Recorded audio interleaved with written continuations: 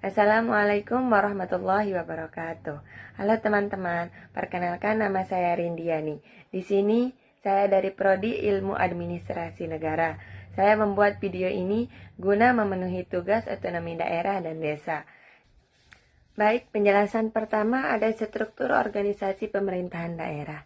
Dalam pelaksanaan otonomi daerah, pemerintah daerah memiliki struktur organisasi yang dirancang untuk menjalankan fungsi pemerintahan, pembangunan, dan pelayanan publik secara efektif dan efisien.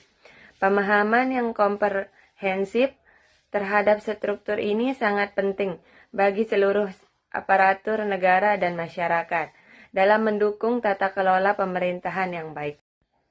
Adapun pemerintah daerah merupakan penyelenggaraan urusan pemerintah oleh pemerintah daerah dan DPRD berdasarkan asas otonomi daerah.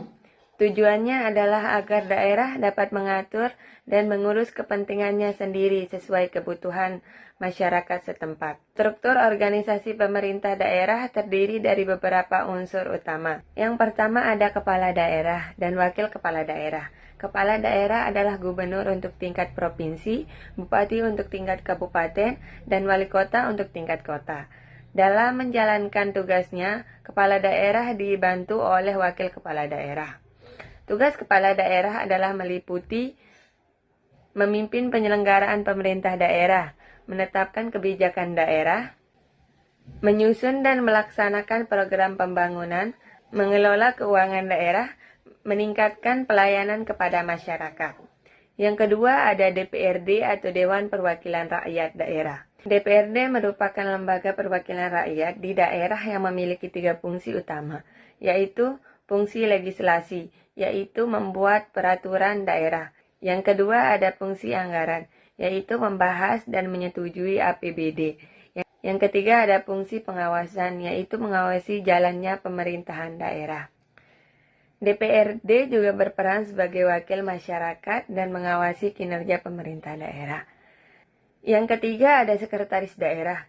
Sekretaris daerah dipimpin oleh sekretaris daerah atau sekda. Tugas sekda adalah membantu kepala daerah dalam menyusun kebijakan, mengordinasikan perangkat daerah, mengelola administrasi pemerintah daerah. Yang keempat ada organisasi perangkat daerah atau OPD. OPD merupakan unsur pelaksanaan urusan pemerintah daerah. Contohnya, Dinas Pendidikan, Dinas Kesehatan, Dinas Pariwisata, Dinas Pertanian, serta Dinas Perhubungan. Masing-masing dinas bertugas melaksanakan program dan pelayanan sesuai bidangnya. Yang kelima ada kecamatan dan desa atau kelurahan. Kecamatan dipimpin oleh camat yang bertanggung jawab kepada bupati atau wali kota. Di bawah kecamatan terdapat desa dan kelurahan. Desa dipimpin oleh kepala desa, sedangkan kelurahan dipimpin oleh lurah. Pemerintah desa dan kelurahan merupakan unit pemerintah yang paling dekat dengan masyarakat. Selanjutnya saya akan menjelaskan dinamika dan tantangan otonomi di daerah NTB. Setelah memahami struktur pemerintahan daerah, selanjutnya kita akan membahas dinamika dan tantangan otonomi daerah di NTB. Otonomi daerah memberikan kewenangan kepada pemerintah daerah untuk mengelola potensi dan sumber daya yang dimiliki. Di NTB, pelaksanaan otonomi daerah menunjukkan beberapa perkembangan positif. Yang pertama ada sektor pariwisata berkembang pesat, terutama di daerah Lombok dan kawasan Mandalika, yang menjadi destinasi wisata nasional maupun internasional. Yang kedua ada pembangunan infrastruktur terus meningkat, seperti pembangunan jalan, pelabuhan, fasilitas kesehatan, dan sarana pendidikan yang mendukung pertumbuhan ekonomi daerah. Yang ketiga, pemerintah daerah semakin aktif mengembangkan sektor pertanian, peternakan, dan perikanan yang menjadi sumber penghasilan utama bagi masyarakat NTB. Yang keempat, ada pemerintah daerah memiliki keleluasaan dalam menyusun program pembangunan yang sesuai dengan kebutuhan masyarakat setempat. Selanjutnya, tantangan otonomi daerah di NTB. Meskipun memberikan banyak manfaat, pelaksanaan otonomi daerah di NTB juga menghadapi berbagai tantangan. Yang pertama, ada keterbatasan pendapatan daerah.